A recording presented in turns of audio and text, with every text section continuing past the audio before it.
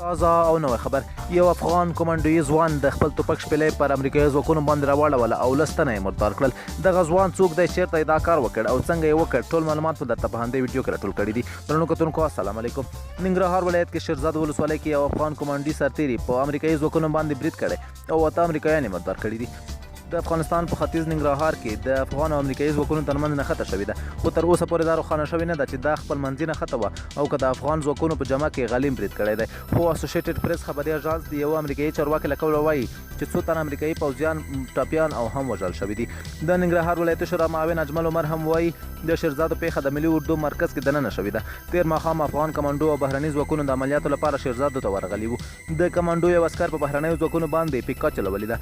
6 امریکایان یې وژلي دي او متقابلو ډزو کې یو کمانډو او یو پولیس هم وژل شوي دي.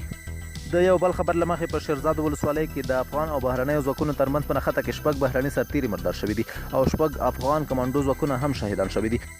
دا نښته هغه مهال رامنځته شوې ده چې تیر ماښام په شیرزاد ولسوالۍ کې افغان امنیتي ځواکونو او بهرنیو ځواکونو په ګډه عملیات ترسره کول چې بهرنیو ځواکونو د عامو خلکو په کورونو باندې بریدونه کړي دي.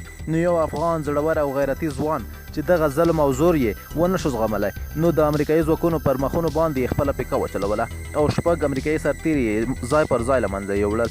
دا تر اوسه د دغې پیښې په هکله کره معلومات نه دي څرګند شوي. په دې تړاو به نور وروستي معلومات هم له تاسو سره شریک کړو. له موږ سره اوسئ. درنو کتونکو له تاسو څخه ډېره زیاته مننه چې ویډیو مو سره تر پایه پورې وکته. که ویډیو مو خوښه شوې وي لایک او شیر یې کړئ او همدارنګه زموږ چینل هم در سره سبسکرایب کړئ.